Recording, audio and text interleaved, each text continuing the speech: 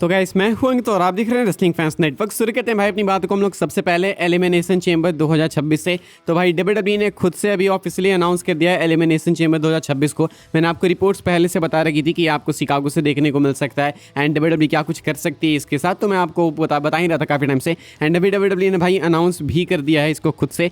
Elimination chamber 2026 officially होने वाला है शिकागो इलिनॉय से। ये होगा यूनाइटेड सेंटर से। अपडेट वगैरह निकल के सामने आई थी पिछले कुछ हफ्तों से, तो मैं आपको बता रहा था। एंड ये है पोस्टर, भाई आप लोग देख ही सकते हो। ऐसे मेन पोस्टर नहीं है, ये बस एक प्रमोशनल पोस्टर है, तो इसमें हम जज नहीं करेंगे कैसा पोस्टर है कैसा नहीं। सुपरस्टार्स कौन सा एडवर्टाइज्ड है वो हम लोग डेफिनेटली देखेंगे। सीएम पंक है बिल्कुल फ्रंट एंड सेंटर, बनता भी है भाई। एलिमिनेशन चेंबर शिकागो से हो रहा है, सीएम पंक क्यों नहीं होंगे। कोडी रोड से उनके पीछे आपको जेड कारगिल देखने को मिलेंगी। रिया रिप्ली हैं, स्टेफनी वेकर हैं, बेकी लिंच हैं, ब्रॉन ब्रेकर हैं, टिफनी स्टैटन है and Jey Uso Iyo Sky है। तो काफ़ी हद तक ये ना एडवर्टाइज और सुपरस्टार्स किए जाते हैं ना, इससे आइडिया लग भी जाता है कि रेसलमेनिया के अराउंड किन किन को मेजर स्टोरीज मिलेगी। ये सारे एडवर्टाइजमेंट तो मोस्ट लाइकली ये सारे के सारे एलिमिनेशन चेंबर में कम्पीट करेंगे, यानी कि ये लोग भाई आपको एलिमिनेशन चेंबर में एक मेजर रोल में देखने को मिलेंगे। कोडी पंक अगर चैंपियन होंगे तो भाई वो अपनी टाइटल्स डिफेंड कर सकते हैं। बाकी ब्रेकर हो गए, जे उसो हो गए, ये जो सुपरस्टार्स हैं ये आपको एलिमिनेशन चेंबर मैच में देखने को मिल सकते हैं। रिया रिप्ली हो गई, टिफनी स्टैटन हो गई, ईओ स्काई होगी, ये लोग एलिमिनेशन चेंबर मैच में आपको देखने को मिलेगी।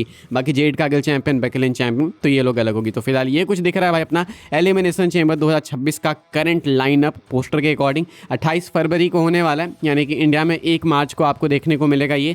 एंड एक्साइटिंग पेपर-व्यू होगा जस्ट बिफोर रेसलमेनिया भाई। आखिरी बार भाई ये लोग एक बार जाते हैं पेपर-व्यू हिट करने, तो मोस्टली अच्छा ही जाता है। इस साल एलिमिनेशन चेंबर में हमने देखा कि जॉन सीना हील बन गए। अगले साल ऐसा क्या कर सकते हैं भाई डब्ल्यूडब्ल्यूई वाले जिससे कि इस साल के एलिमिनेशन चेंबर में जो शॉकिंग फैक्टर आया था वो फैक्टर रिपीट हो सके, या नहीं तो इससे बेटर हो सके। तो शिकागो के लिए कंफर्म किया गया है एलिमिनेशन चेंबर 2026 को। तो रेसलमेनिया जाने से पहले एक बार डब्ल्यूडब्ल्यूई वाले शिकागो होकर आएंगे एंड सीएम पंक के होम टाउन से घूम कर आएंगे। इसका मतलब है कि सीएम पंक रेसलमेनिया में डेफिनेटली एक बहुत ही मेजर रोल में है। मोस्ट लाइकली अपनी टाइटल वो डिफेंड करने वाले हैं। हम लोग आगे बढ़ते हैं, बात करते हैं अगली स्टोरी के बारे में, जो कि फ्राइडे नाइट स्मैकडाउन की व्यूअरशिप को लेकर। पिछले हफ्ते का जो स्मैकडाउन हुआ भाई अपना, अब इसकी व्यूअरशिप मैं आपको बताता हूँ, इसके बाद मैं आपको प्रीव्यू बताऊंगा इस हफ्ते के एपिसोड की। पिछले हफ्ते की व्यूअरशिप हम लोग देखते हैं। स्मैकडाउन की व्यूअरशिप अभी भी बहुत डाउन है। जो कंपटीशन वगैरह कह रहे थे भाई वो पिछले वीक बहुत ज़्यादा था, हैलोवीन भी था, लेकिन इस हफ्ते ये चीज़ें हैं नहीं भाई। इसके बावजूद स्मैकडाउन की व्यूअरशिप कुछ बहुत इंप्रूव नहीं हुई है। मतलब पिछले से तो डेफिनेटली इंप्रूवमेंट है भाई। 2,08,000 नए व्यूअर्स आए, लेकिन व्यूअरशिप इतनी बढ़ने के बाद भी 1.141 मिलियन पे ही है। यानी कि एक हफ्ते में 2 लाख व्यूअर्स बढ़ने के बाद ये 1.141 मिलियन पे, यानी कि यहाँ पे भी 1.2 मिलियन अभी तक नहीं पहुँच पा रहे जब कोई कॉम्पिटिशन नहीं है तो भी। तो स्मैकडाउन डेफिनेटली भाई काफ़ी ज़्यादा सफ़र कर रहा है। एंड डब्ल्यूडब्ल्यूई वाले जिस तरीके से इस वाले शो को बुक करते हैं, आई थिंक ये डिजर्व भी करता है। लास्ट वीक भाई इसकी व्यूअरशिप आई थी कितनी, तो इसकी व्यूअरशिप आई थी भाई 933 के, मतलब लोवेस्ट एपिसोड था भाई वो व्यूअरशिप के मामले में, अगर FS1 को हटा के देखे तो। एंड बाकी अभी देखो व्यूअरशिप थोड़ी बेटर है उस हफ्ते से तो, लेकिन ये क्या बेटर है, 1.141 क्या व्यूअरशिप है। ये सेम स्मैकडाउन है भाई, जब फॉक्स पे था तो इस पर व्यूअरशिप आती थी कितनी भाई, रोमन रेंस के होने पे, ट्राइबल चीफ के होने पे 2.5 2.6 मिलियन। खैर उतना दूर की कहाँ सोच रहे हो भाई, यूएस नेटवर्क पे जब स्मैकडाउन हुआ करता था अपना, ये फॉक्स पे जाने से पहले, फॉक्स में तो गया अपना 2019 में, उससे पहले स्मैकडाउन जब यूएसए पे था तो भी स्मैकडाउन की व्यूअरशिप 2 मिलियन 2.5 मिलियन से ऊपर ही आती थी। तो ये सेम नेटवर्क है, यूएस नेटवर्क है। अब क्या हो गया, अब आखिर ऐसा क्या बुक कर रहे हो आप भाई। तो ये साफ विजिबल मिरर है भाई, डब्ल्यूडब्ल्यूई को आईना दिखाया जा रहा है कि जैसा आप इधर से दोगे ना उधर से मिलेगा। ये न्यूटन का लॉ है, ठीक है, कि जो चीज़ ऊपर जाती है वो नीचे आती है। तो डब्ल्यूडब्ल्यूई वाले ज़्यादा ऊपर चले गए हैं, थोड़ा ज़्यादा आसमान में उड़ गए हैं, तो अब थोड़ा नीचे भी आएंगे। एंड व्यूअरशिप का भी वही था कि बहुत ज़्यादा ऊपर चली गई थी पिछले कुछ टाइम में, तो अब थोड़ी नीचे भी आएगी। नहीं, व्यूअरशिप तो कहाँ ऊपर गई, टिकट सेल्स ऊपर गई तो व्यूअरशिप नीचे आएगी। ये है हालात भाई स्मैकडाउन के व्यूअरशिप के। बाकी मैं आपको स्मैकडाउन की प्रीव्यू बता देता हूँ भाई। फ्राइडे नाइट स्मैकडाउन ये जो इस हफ्ते होने वाला है सैटरडे को, इसकी प्रीव्यू बताता हूँ मैं आपको। कल भी बताऊंगा एक बार, लेकिन अभी मैं आपको बता देता हूँ। कोडी रोड्स कल अपीयर होने वाले, कंफर्म किए गए भाई। Cody Rhodes Monday night raw में भी हमें देखने को मिले थे एंड वो वॉर गेम्स मैच में ऐड हो चुके हैं। तो अब यहाँ पे कोडी रोड्स क्या बोलने वाले, क्या एड्रेस करने वाले वो देखना होगा। मुझे लगता है कोडी पे अटैक अनलेस हो सकता है शायद विजन का, बिकॉज कोडी वहाँ पे गए थे, तो मुझे लगता है यहाँ पे विजन वाले आ सकते हैं कोडी रोड्स के लिए। देन इसके बाद MFT अपीयर होने वाली है, यानी कि सोलो सिकोवा अपने फैमिली ट्री के साथ में आने वाले हैं। सोलो सिकोवा अपनी फैमिली के साथ में आएंगे। वी विल सी कि यहाँ से कहानी आगे कहाँ जाती है। लगा था एक टाइम पे कि भाई MFT एंड वाइट 6 के बीच में वॉर गेम्स मैच होगा, अब अभी नहीं लगता है। देखते हैं क्या होता है स्मैकडाउन में। इलिया ड्रैगनो कंटिन्यू करेंगे अपने US ओपन चैलेंज को, इस हफ्ते कौन आएगा पता नहीं, देखते हैं। देन इसके बाद जेड कारगिल एंड B-Fab का मैच होने वाला है। एंड देन उसके बाद आपको मिज एंड जे उसो का मैच देखने को मिलेगा। ये टूर्नामेंट का मैच होने वाला है, यानी कि इन दोनों में से जो जीतेगा भाई वो एडवांस करेगा आगे जॉन सीना को फेस करने के लिए, मतलब चांस बनेंगे उसके जॉन सीना को फेस करने के। हालांकि मैं चाहता हूँ भाई यहाँ पे कि मिस जीते। मिस काफ़ी टाइम से डिमांड कर रहे थे भाई कि वो जॉन सीना को फेस करेंगे। हालांकि मैं जानता हूँ, आप सब जानते हो कि मिस फेस नहीं करेंगे, बट एटलीस्ट इतने रिस्पेक्ट तो हम लोग दे ही सकते हैं मिस को कि वो आगे जाएँ। वो इन रिंग रेसल भी बेटर करते हैं जे उसो से, प्रोमो वक्त तो डेफिनेटली काफ़ी बेटर है भाई, ज़मीन आसमान का अंतर है। तो मिस हर तरीके से जे उसो से तो बेटर है। तो ऐसे में भाई जे उसो तो यहाँ पे हारेंगे तो मज़ा आएगा।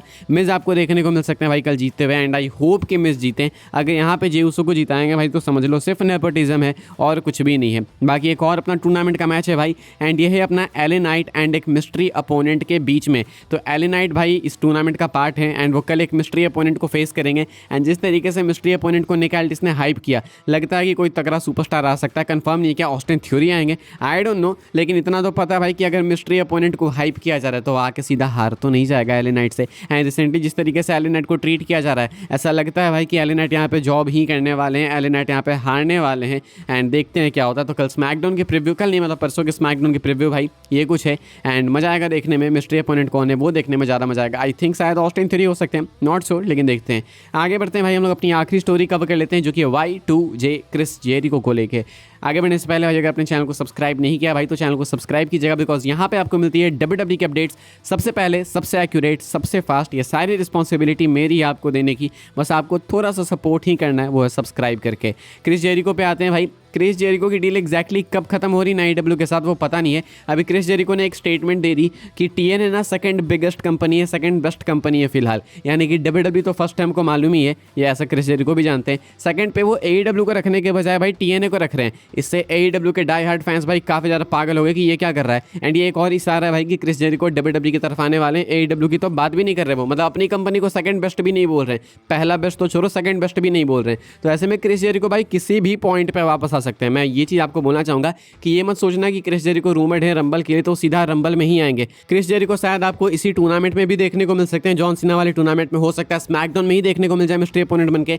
यानी तो क्रिस जेरिको भाई सर्वाइवर सीरीज में वापस आ सकते हैं, या नहीं तो दिसंबर में वापस आ सकते हैं, नहीं तो रंबल तो है ही अपना। कहने का मतलब है कि सबको पता है कि जेरिको आने वाले, लेकिन किसी को नहीं पता है कि जेरिको कब आने वाले हैं, WWE कब लाने वाली है, नो वन नोस। तो ये एक इंटरेस्टिंग चीज़ है। तो कहने का मतलब है कि भाई अलर्ट पे रहो। अगर आपको टीजर्स दिख रहे हैं, WWE बैकस्टेज टीज वगैरह करती है, लाइक सेगमेंट्स के दौरान बैकस्टेज कुछ हिंट्स होते हैं, या फिर WWE यूट्यूब पे कुछ पोस्ट करती है, ट्विटर पे, इंस्टाग्राम पे स्टोरी डालती है, कुछ पोस्ट करती है, तो मुझे भेजा करना भाई। ये हिंट्स काफ़ी मैटर करते हैं, बिकॉज जेरिको कभी भी आपको इस पॉइंट पे रिटर्न करते हुए WWE के अंदर देखने को मिल सकते हैं। The Y2J will be back very very soon. इस वाली वीडियो के लिए भाई ये सारी अपडेट्स थी, एंड आई होप्स आपको इन्फॉर्मेशन मिली हो तो वीडियो को लाइक कीजिएगा, शेयर कीजिएगा, सब्सक्राइब कीजिएगा चैनल को, ताकि आने वाले टाइम के अंदर आपको और भी सी WWE की अपडेट्स वगैरह सबसे पहले देखने को, जानने को मिलते रहे। फॉलो कर सकते हैं भाई आप लोग मुझे इंस्टाग्राम एंड ट्विटर पर, लिंक आपको मिलेगा डिस्क्रिप्शन में। ज्वाइन कर सकते हैं व्हाट्सएप चैनल को, उसके भी लिंक डिस्क्रिप्शन में। मिलूंगा मैं आपसे अगली वीडियो में जल्दी ही, तब तक के लिए goodbye, thanks for watching.